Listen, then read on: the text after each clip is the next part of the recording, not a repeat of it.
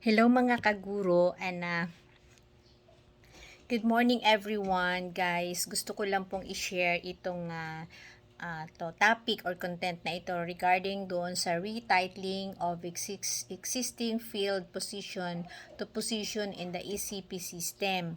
So when we say retitling, ito po ay para doon sa mga special school principal 2, assistant school principal 3, and then special school principal 1 and assistant school principal 2, head teacher 6, head teacher 1, 2, 3, 4, 5.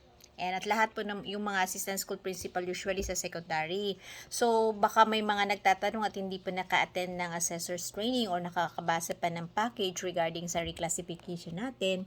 So, isi-share po natin itong part ng guidelines. So, ayan. So, sinasabi dito yung retitling of existing field positions in the ECP.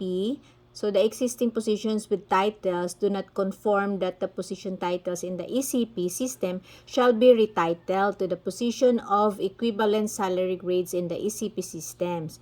As shown below, they shall apply the existing incumbents who may not be qualified for promotion or reclass to higher positions. At the same time of the effectivity of the implementing rules and guidelines noong March 12, 2025, Section 33 of this enclosure. So ano ba ang mga process on retitling of positions including the submission of documents? So sinasabi dito yung current position, mariretitled siya with salary grade. Okay, tingnan natin.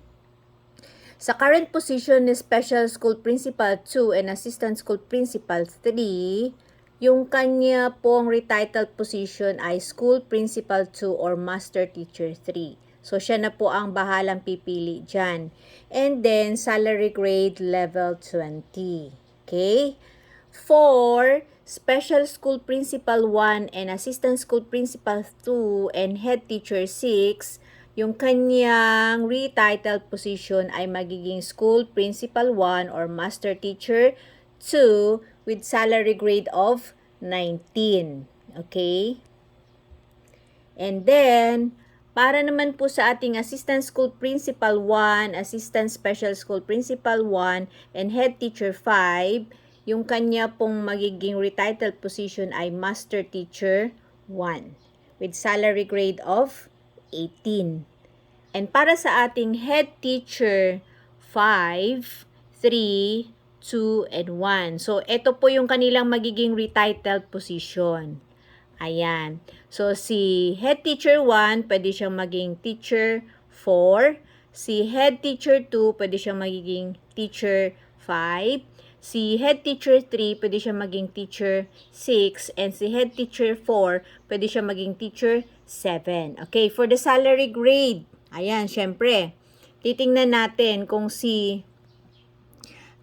head teacher 1 ay maging teacher 4, siya po ay salary grade 14. Kung si head teacher 2 naman ay ma-promote o ma-reclass to teacher 5 with salary grade 15. Si head teacher 3, if reclass po siya ng teacher 6 with salary grade 16.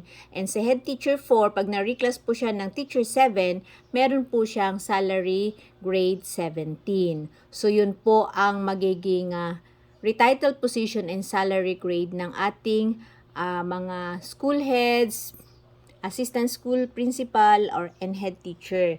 So, ano-ano ba sinasabi dito? Sa mga incumbents, ayan, 34, letter A, incumbents of special school principal 1 and 2 shall be retitled to equivalent school principal position provided they meet the civil service approved quality standard for the position. So, otherwise, they shall retain their position title until such time that they meet the quality standard.